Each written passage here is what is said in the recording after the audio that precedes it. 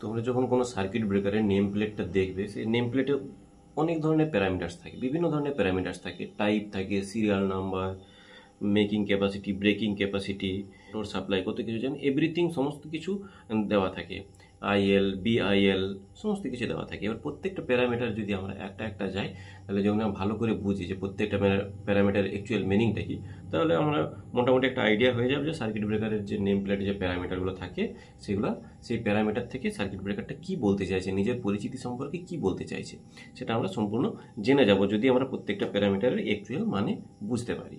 তো অ্যাকচুয়াল মানে বুঝতে পারার জন্য জানতে হবে, যেখান থেকে হোক জানতে হবে, আমার এই ভিডিওর মাধ্যমে হোক বা গুগল থেকে হোক বা অন্য কোনো সিনিয়রের কাছ থেকে হোক, যারা ইলেকট্রিক সিস্টেমের মধ্যে ইনভলভ আছে, যে কারোর কাছ থেকে হোক জানতে হবে। তো জানলে তুমি তোমার সার্কিট ব্রেকারের যে সার্কিট ব্রেকারটা কাজ করছো, সেই সার্কিট ব্রেকারটা কাজ করার জন্য তোমার অনেক কিছু তুমি অ্যাডভান্টেজ পাবে বা সুবিধা পাবে।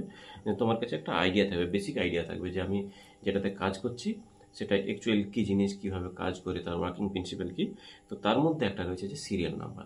তো সার্কিট ব্রেকারে বা যে কোনো ধরনের ইলেকট্রিক্যাল ইকুইপমেন্টে বা ইলেকট্রনিক্স ইকুইপমেন্টে যে একটা সিরিয়াল নাম্বার থেকে, সিরিয়াল নাম্বারটা এটা একটা প্যারামিটার, সার্কিট ব্রেকারের নেম প্লেটের এটা একটা প্যারামিটার। তো সিরিয়াল নাম্বারটা থাকে কেন, সিরিয়াল নাম্বারটার আমাদের কী কাজ? দেখো, যখন ম্যানুফ্যাকচারার সার্কিট ব্রেকার তৈরি করে, তখন একটা সার্কিট ব্রেকার তৈরি করে না, একই টাইপের huge number of circuit breaker তৈরি করে। তো কোন সার্কিট ব্রেকারটা, তার আগে বলি যে যখন huge number of circuit breaker তৈরি করলো, সেগুলো তো সেখানে রেখে দেবে না, কোনো না কোনো জায়গাতে সেগুলো সাপ্লাই দেবে, কাউকে না কাউকে বিক্রি করবে, কোনো না কোনো অর্গানাইজেশনকে বা এজেন্সিকে সেগুলো দেবে।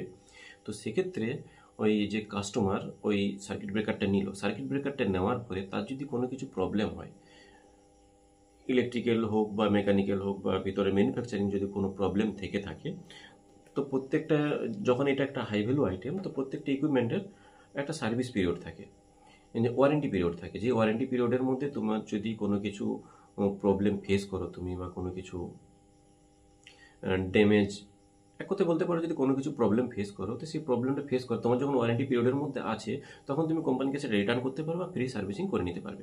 হয় রিটার্ন করতে পারবে, তা না হয় ফ্রি সার্ভিসিং করে নিতে পারবে।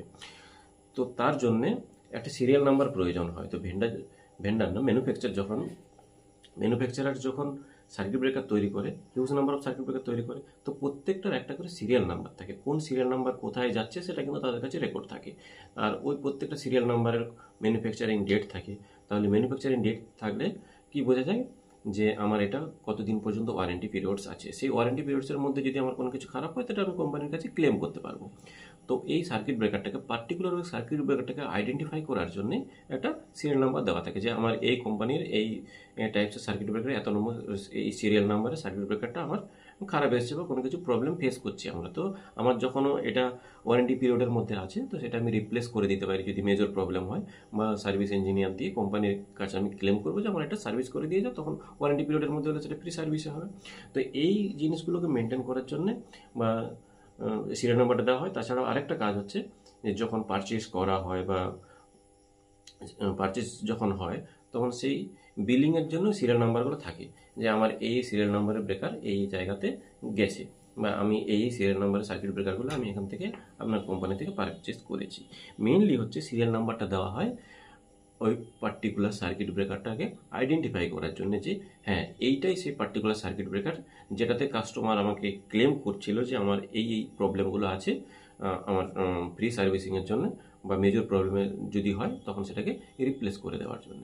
কোম্পানি সমস্ত কিছু ভেরিফাই করবে কি দেখে না, ওই সিরিয়াল নাম্বারটা দেখেই সে সমস্ত কিছু ভেরিফাই করবে, এবং কাস্টমার তার প্রয়োজন মতো বা সুবিধা মতো সেটা কোম্পানির কাছ থেকে ক্লেম করতে পারবে।